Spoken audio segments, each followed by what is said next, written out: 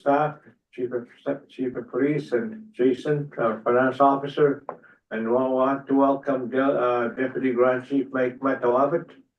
I think he's been appointed to the Police NAPS board. So welcome back, Mike. Yeah, Ajay, and good morning to everybody. Yeah, good morning. And we're live. And We're live. we're live, and we're live this morning on our online streaming. So that's where we're at. So we're going to have an opening prayer. I'm going to ask Harold Gunner from Most Factory to open our meeting with a prayer. Okay. Harold? Good morning, everybody.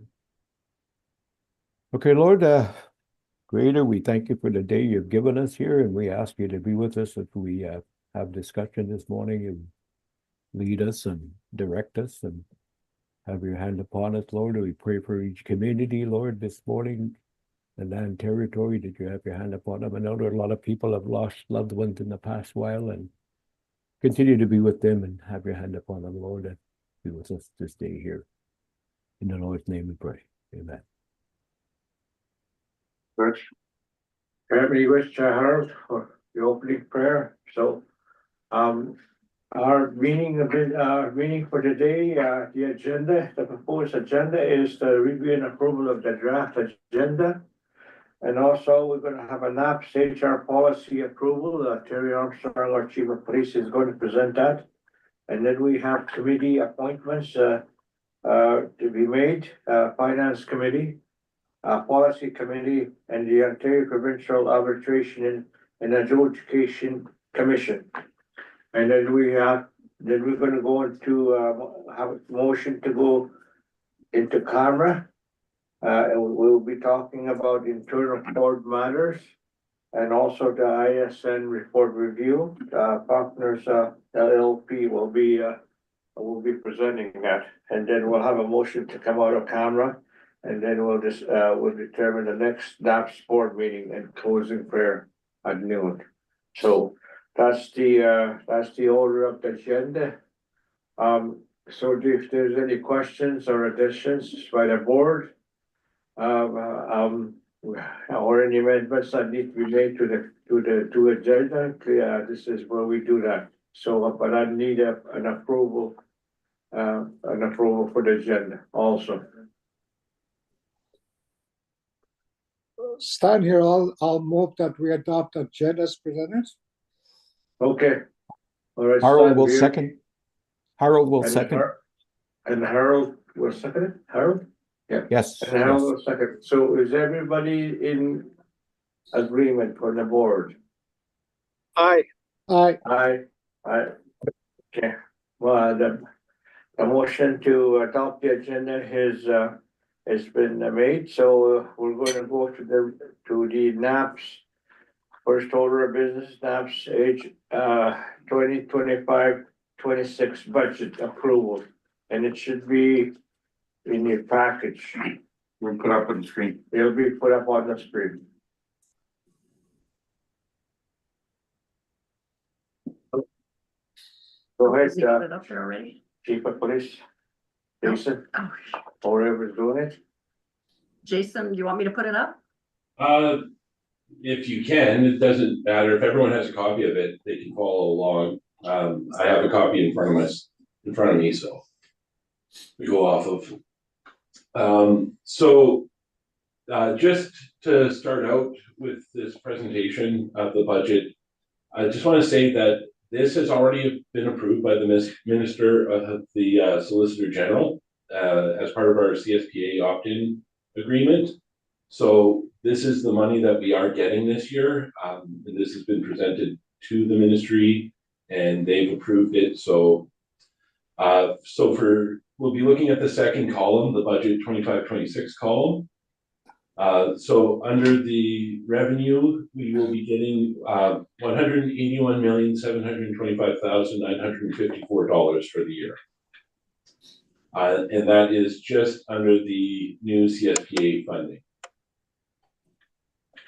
So with that, how we're going to spend that this year, we got all officer salaries of just over 34 million, civilian salaries of just under 11 million, overtime of just under 14 million, remote pay Northern Living Allowance of 4.9 million, pension plan costs of 3.4 million, and payroll and benefit costs of 8.8 million. So total of salaries and benefits, $76,407,412. So with that, we are looking at trying to hire 80 people this year, 80 new officers, as well as a number of civilian positions to start our growth under the CSPA. And this is the cost for all of that for the year. Next category is aircraft. So our leased plane is 4.8 million, aircraft charters 8.8 million, and other travel of 4.8 million. So total aircraft costs of 18,506,661. It's a big number in here, but we do move our people around a lot, and the cost of the lease and the cost of charters is just going up every year. So we've tried to build that into this budget. Building O&M, so rent and utilities, $3 million, and repairs and maintenance on buildings, 3.2 million. So a total of $6,256,601. We are planning a number of repairs to our existing detachments and residences this year, and that's what makes up that $3.2 million. Under equipment, transport equipment, 4.9 million. That's a number of vehicles, trucks, SUVs, as well as snow machines and ATVs in some of our communities. Other equipment, 1.3 million. The big number here is buildings.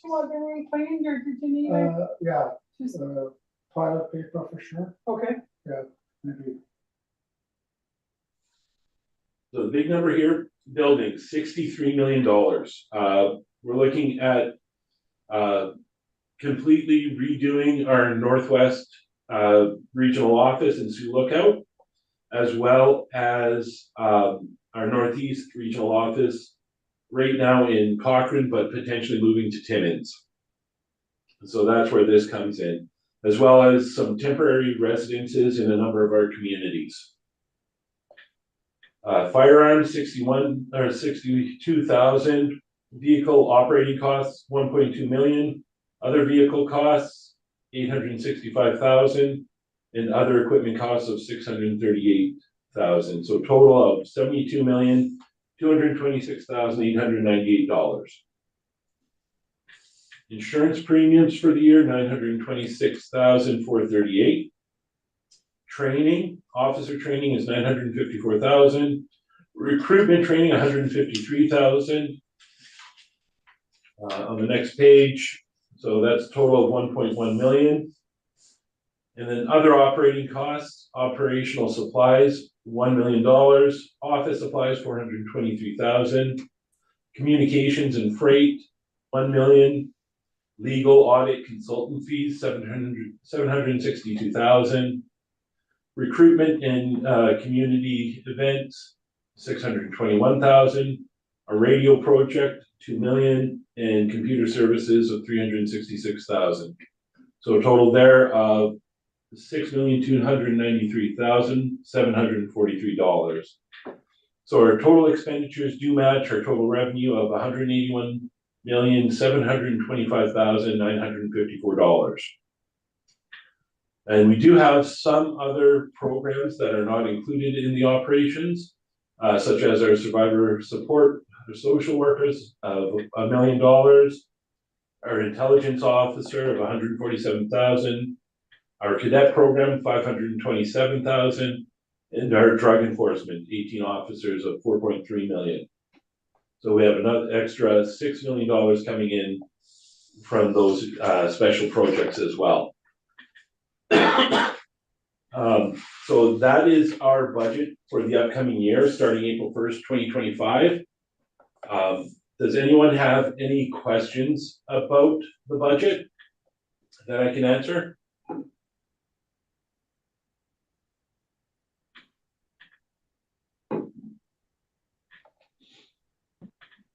Are the numbers right?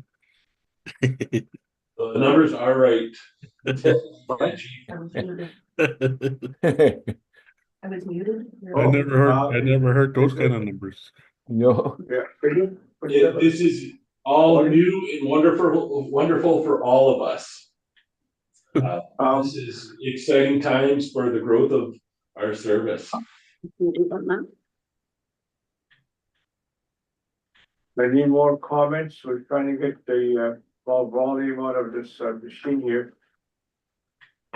I just want to ask a quick question. I know I sit on other boards in the community here, and one of them, the biggest one, is the school board up here.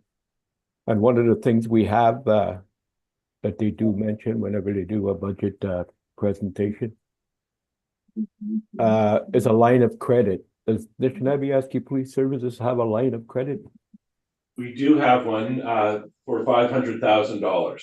Okay. Okay. That's my question, sir. I have a question, Chair. It's Jason. Yeah, go ahead, Jason. I just on the capital expenditures, I note that we're doing great deal of work or proposed work at the headquarters. What are we doing something similar at community facilities? Is there a budget for detachments? Yes, there is, Jason. The detachment builds will start next year in 26-27. And what we've planned is every second year, we're going to do 3 detachments, 1 in each region. When you said 3, Yeah, one in each. okay, that's 3 detachments next year, 1 in each area. Yeah, All 1 right. in each area, and then in another 2 years, we'll do another 3 until all the detachments have been replaced. Okay, So just so I'm clear, then the priority is the regional hubs and then detachments going forward. Correct. Okay, thank you. any other questions? I just have one other comment, Chair. With the Northwest Regional office, the work that's going to be done on that, before we can get everything done, we are still working on the purchase of the building from the Sioux Lookout Airport Authority. And in order to do that, our lawyer is suggesting that we need a board motion to approve the purchase of the building. We have agreed upon $400,000 to buy it, which we have funding for in the current fiscal year 24-25. And we're just finalizing all the legal documents, but our lawyers are requesting a board motion to approve the purchase. So what's the wording for the motion? The wording would be to approve the purchase of the Northwest Regional Office from Sioux Lookout Airport Authority for $400,000. Do you have that, Kathy? Yeah. We do that now? Yeah. Okay, so might as well handle that motion now. So I'll call for a mover and a seconder,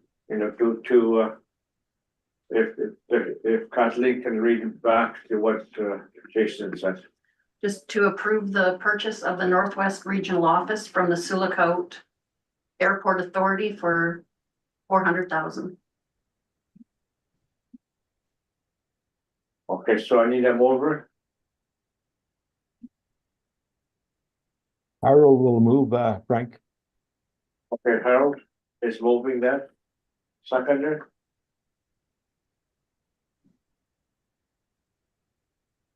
I'll second that. It's Jason.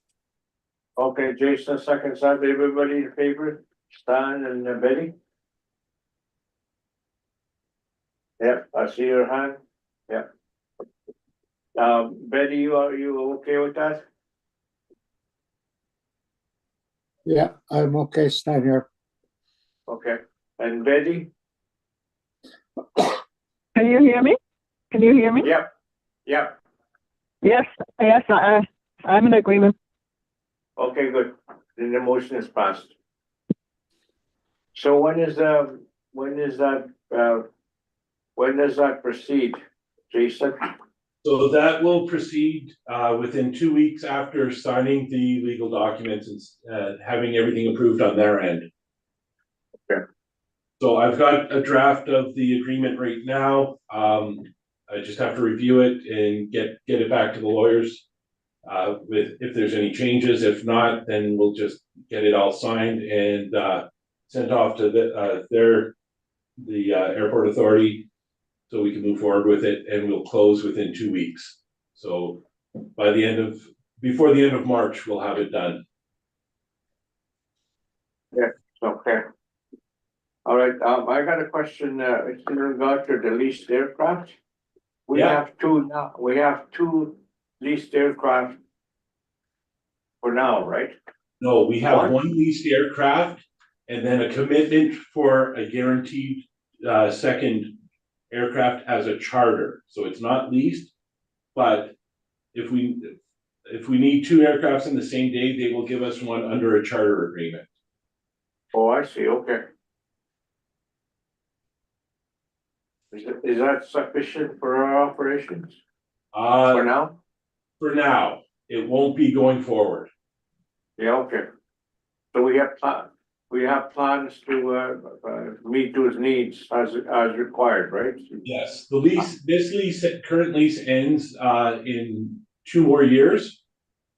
So Okay. not this coming August, but the following August. And at that point, we will renegotiate and for sure get 2 leased aircrafts. But we've also looked into the possibility of purchasing our own aircraft and operating it ourselves. All right. That's good. Is there any more questions on the budget? I don't have a question, but I just wanted to put it out there again. You noticed from the budget that and Jason mentioned the regional headquarters on the northeast side and that hub. And we had a discussion with the board in the fall about where that will be located. And it's kind of left in the board hands in respect to those decisions on whether we're moving or whether we look for an area in Cochrane or so. With that being in this year's budget, I think hopefully the board will sit down with that and come up with some decisions.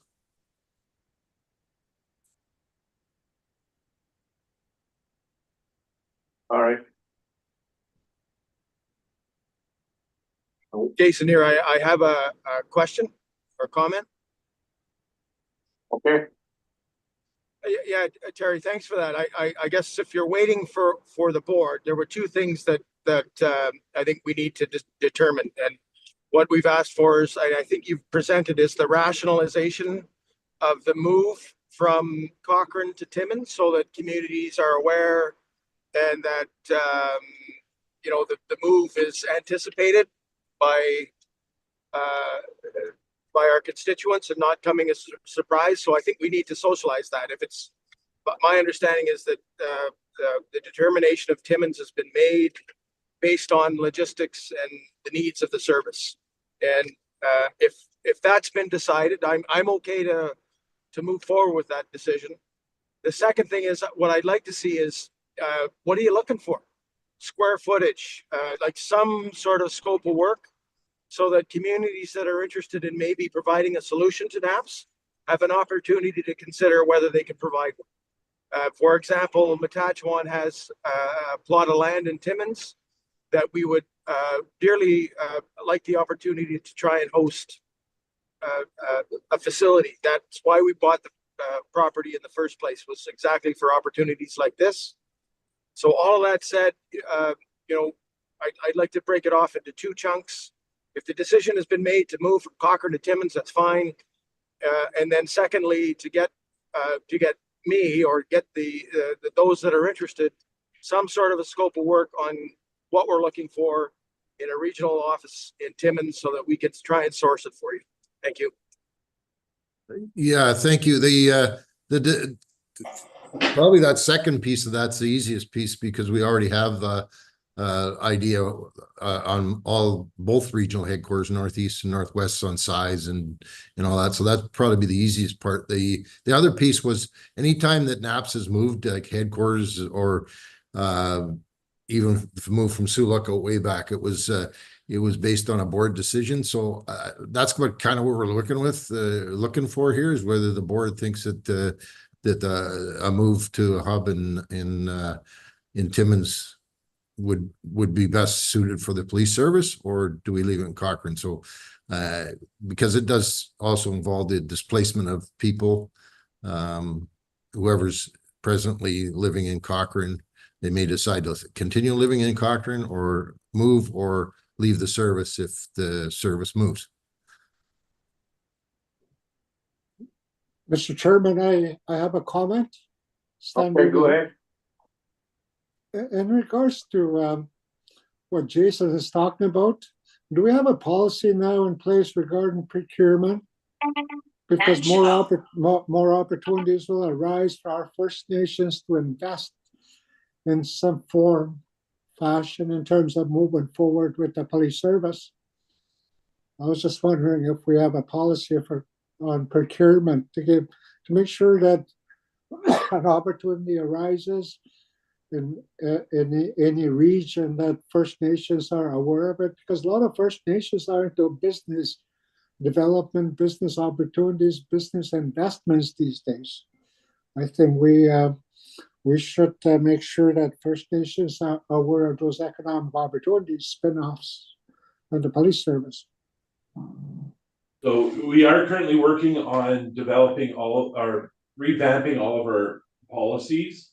So I will ensure that in our procurement that we do make mention of the First Nation opportunities, so that our communities do have an opportunity to get something out of what we're doing here. Okay, thanks. They do presently go to tender though, right, Jason? So I mean, yes. Okay. Right now everything does go to tender. It's Jason Batiste here again. Just following up on Stan's idea of a procurement policy. At a minimum, it should be exposure to public tenders that NAN issues or NAPS issues, so that we, at a minimum, making sure that those are exposed to, whether it's the community's devcos, they've all got them. Find out who they are and ship them out. We'd like to see them at. I know each one of our communities at Waban, we have fairly sophisticated devcos with partners that would perhaps take up the opportunity.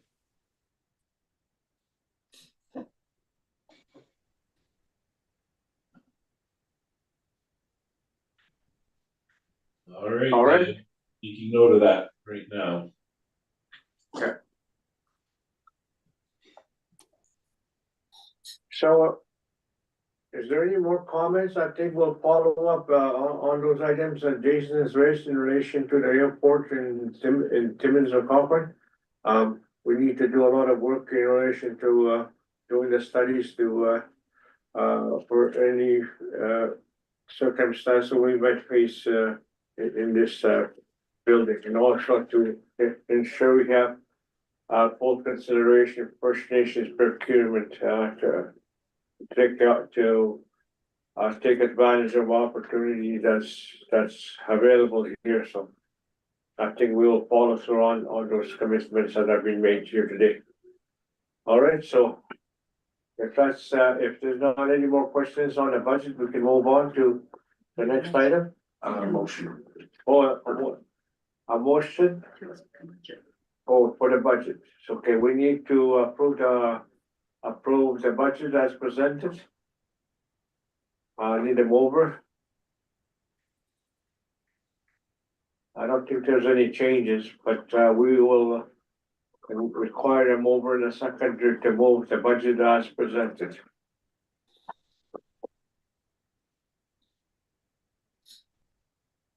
Jason here, so moved. Okay, Jason Batiste moves it. Seconded. Harold, Harold Gunner seconds it. Everybody in favor? Stan? Yes, in favor, stay here. Baby? yes. In favor. Okay, thank you, and I'm in favor. Carried. All right, so we'll move on to the NAPS HR policy approval. Terry Armstrong, Chief of Police. I don't know if everybody got a chance to see this, 2 pages of paperwork I sent out, but basically it's, there's a directive at Can you put NAPS. that? Sorry? We haven't got it yet here. Oh, you haven't? No, we have to, screen shared as soon as we get it. Oh. Ask Kelly to screen share.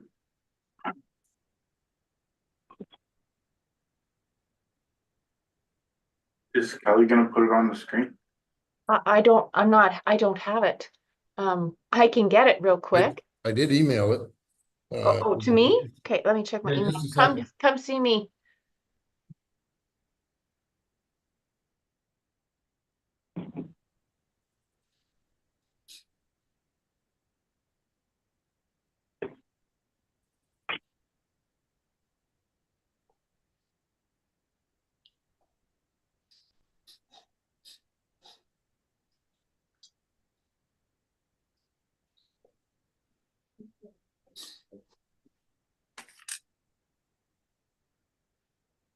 No, I just gave it to Kelly. I did send it over last week. It's a 2-page, basically it's a directive on COVID, which was put into place and in 2021 in response to the COVID in the north and our membership having to have 2 vaccinations. There's no wording in there about the vaccinations having to be get boosters or anything like that. So anybody that got vaccinated back in the start of COVID, their vaccinations are probably those two originals, they're probably fairly weakened. So, oh, Kelly's got it now.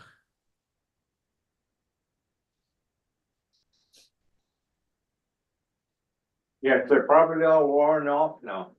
Yes, and there's, like I say, there was nothing in the directives. So you can see here on November 5th, 2021, the Anishinaabe Police Service implemented a command directive from NAPS, a vaccination directive.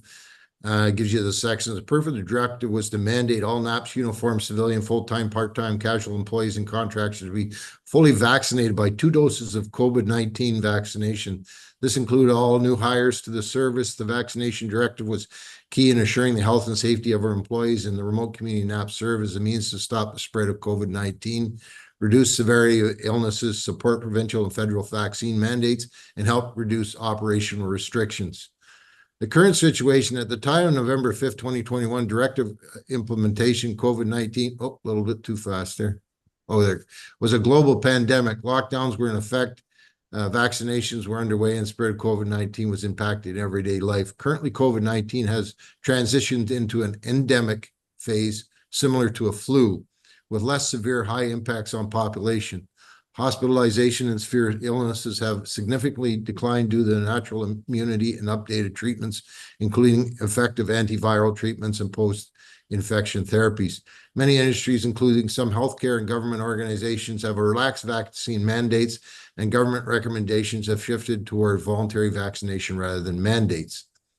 Things to consider when deciding to remove a mandatory vaccination directive.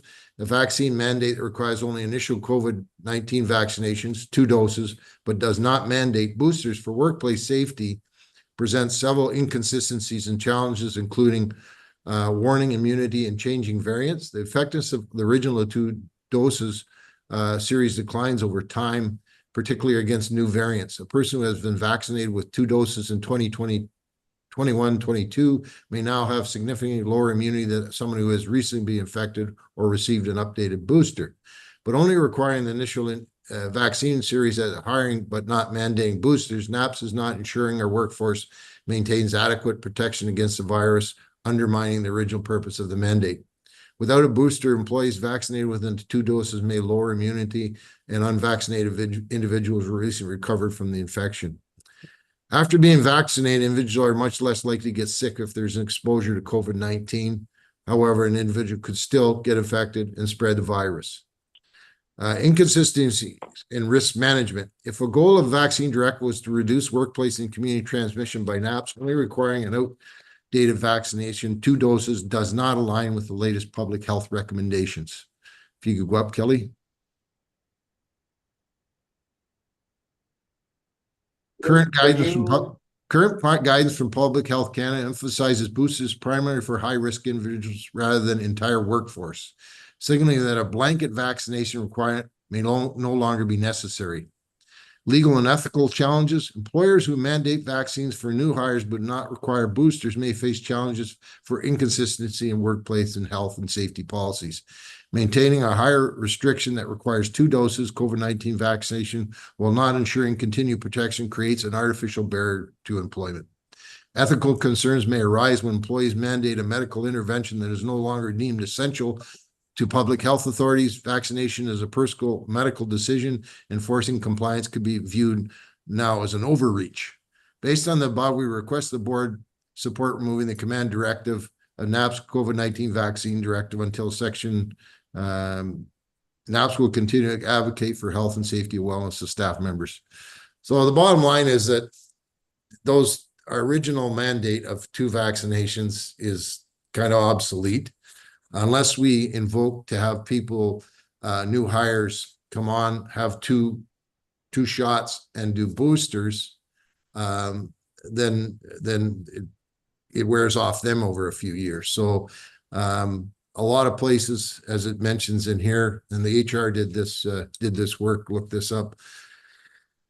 There's a lot of places that do not no longer use mandates. But we are in a unique situation in respect to our communities. Like there's no proper, a lot of communities don't have proper hospital facilities and all that. So we either have to revise this or get rid of it, basically. HR seems to think that we should remove this directive.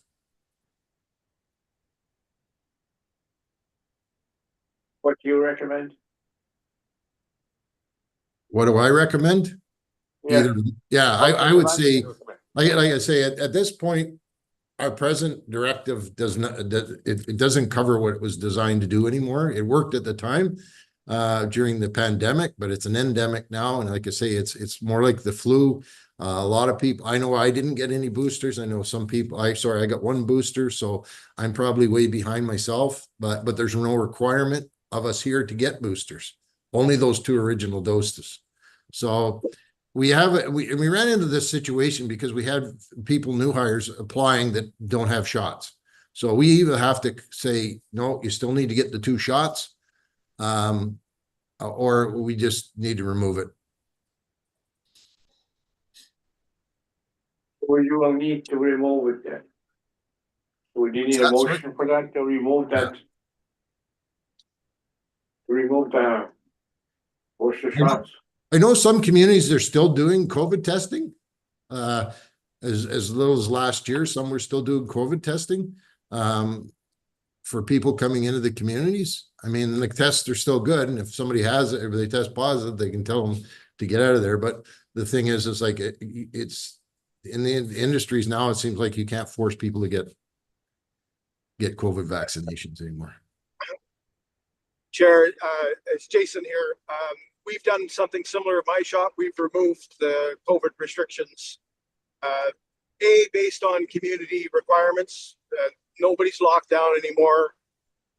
The communities are not requiring any sort of vaccinated approach to community consultation or visitation.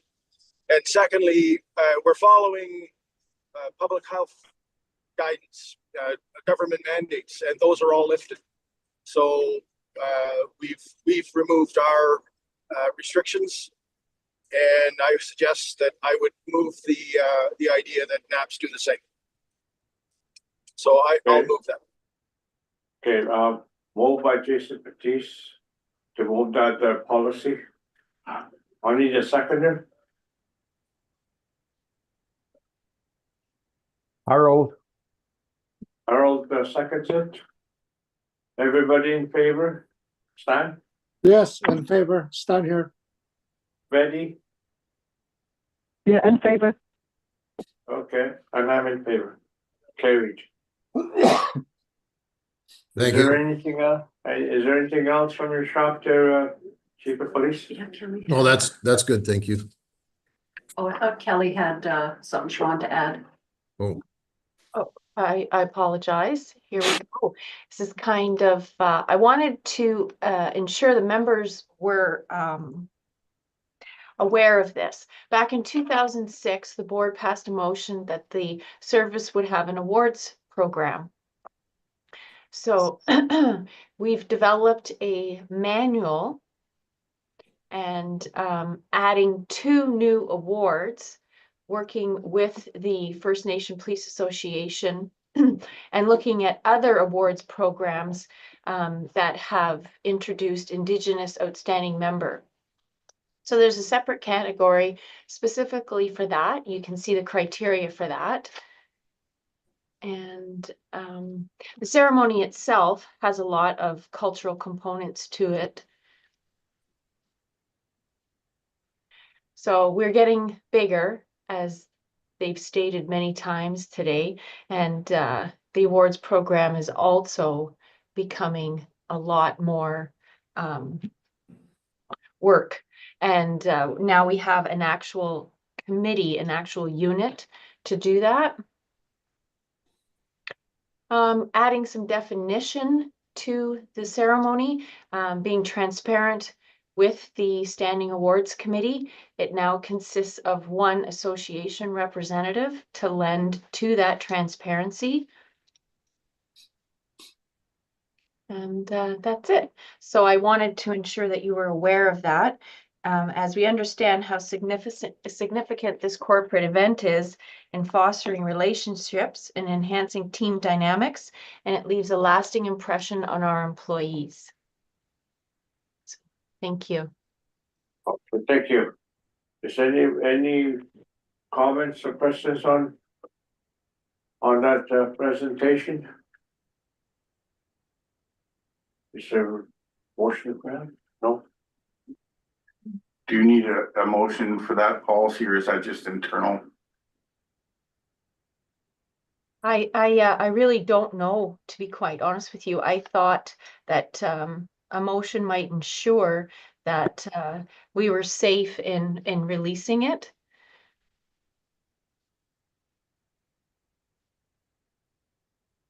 As they originally passed the motion back in 2006 to have the ceremony. So So there was a motion before, so we should have a motion then, to continue on with the work of that motion. yeah. So what, do you have the wording for that motion that was passed in 2016? In 2006? Yeah, for 2006, yeah. It was just basically that the service shall have a award ceremony. Seven, Yeah. okay. So we'll. Chair, sorry, Chair, if I may, the 2 additional awards maybe can be part of the motion. That building on the 2006 motion, the 2 Okay. specific additional awards be passed by the board. Good. And reference those specifically in the motion, please.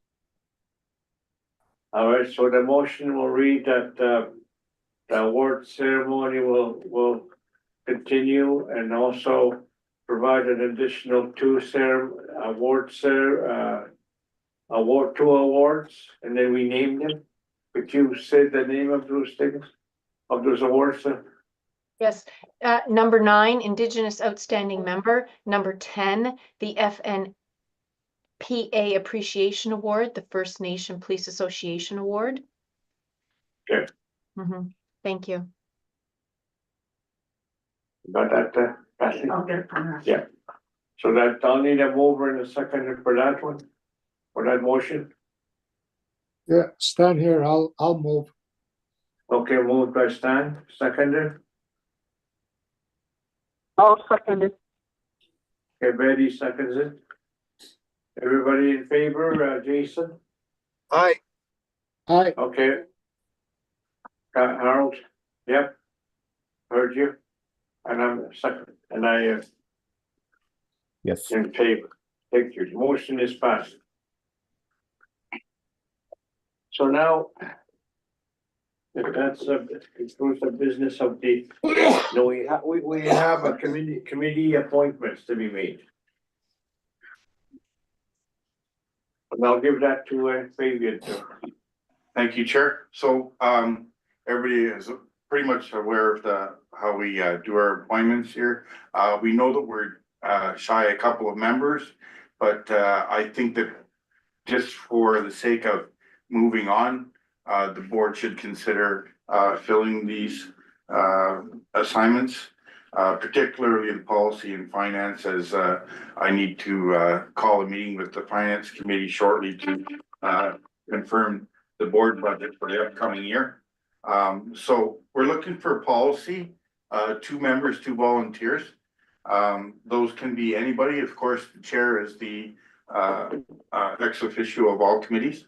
So it won't be the chair, but if we can get the names of 2 people who might want to sit on the policy committee, I appreciate it. And for the finance committee, Harold, just want to let you know that you're normally an assignee for this because you are the secretary treasurer. So that means that you usually sign on the dotted line for any of the board's finance commitments that we need. Okay. So I can trust that you're going to be committed on that, Harold? Yes. Okay.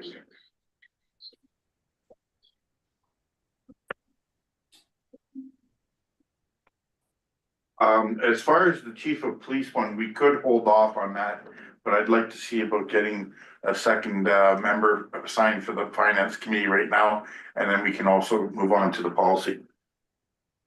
So somebody would volunteer to join Harold on the finance committee. Your first task would be, of course, to approve the board budget once we get that list out to you, and it would be in the coming weeks. And then Fabian, I'll volunteer for that. I'm currently on the finance committee, and I'd volunteer to remain. Okay. That's good with everybody. We do have a finance committee now. That's Harold and Jason. I'm looking for policy committees members. Looking for 2 members. Yeah, Stan here, I can volunteer for policy. Okay.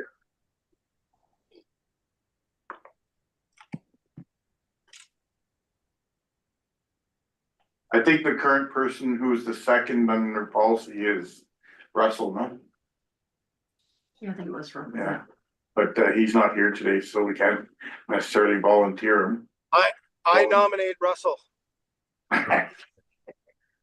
We can ask Russell, is that what you're saying? Yeah. Okay, and then what I'll do is I will, Arbitration from Ontario. yeah. Now, there's also an appointment that we need to look at from a board perspective. And that is for the appointment to the arbitration committee for Ontario. I have met with the inspector of policing on this matter. They do not know what the per diem outcome is as far as what's provided for the people who sit on that committee. You would meet probably quarterly in Toronto somewhere.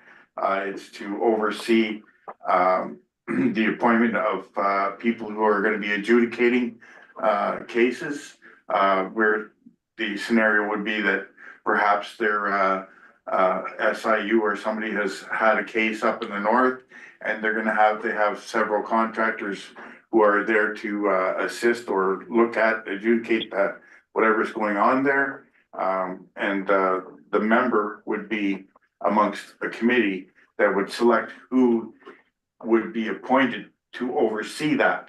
The one thing that we would want to be able the member to do is to make sure that it's whoever is there has the cultural training and the cultural competency and knows the north or the situation that they're they're gauging or evaluating. Is it a necessary step? No, but it is the first time that a First Nations seat would be put at that board, at that level. And the inspector of policing would like us to have a name to commit to it. So it would be on a volunteer basis. Is there anyone who would be interested? Does it have to be a board member? It should be a board member, yes.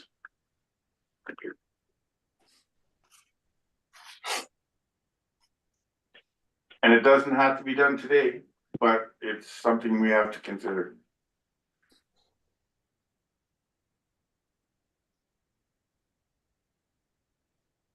My advice to the board members would be hold off, Fabian, ask again, the inspector of policing, to find out what the financial details are of sitting as an appointee. Because for me, it changes when our board members are getting per diems here at this level. And then when they go to be appointed to another, operation and they're spending time down there, that the honorariums disappear. I don't know if that's gonna be an issue for us. Jason, you were saying something?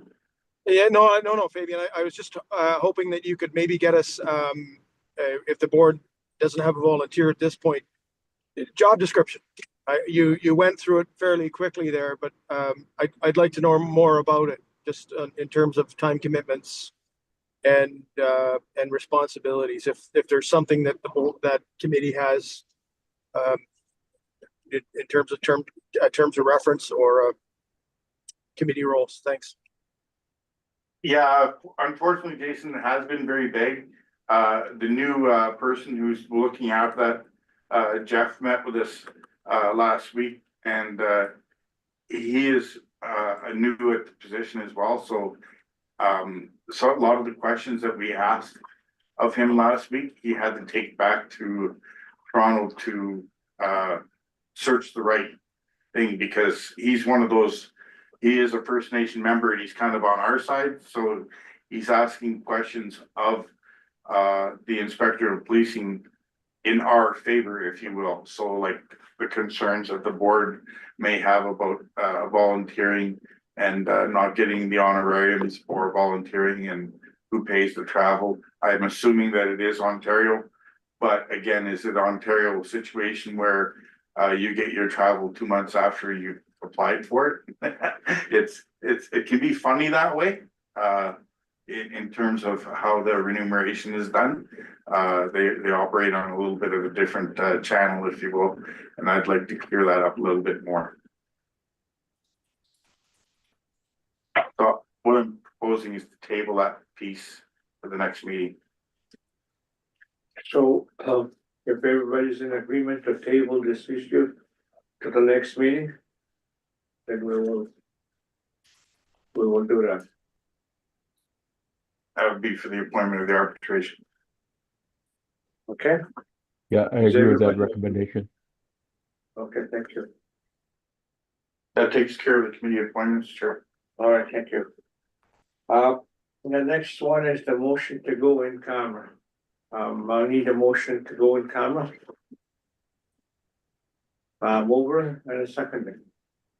Harold will move, Chair. Okay. Moved by Harold Bennett to move the meeting in camera. I'll Seconded. second that.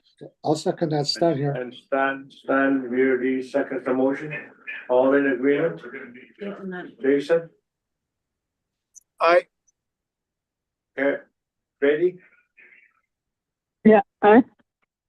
Okay, so we'll go in camera, for this portion of the meeting. This is ending. Just clarification for me, am I part of the, or am I stepping out? This thing on. I'm staying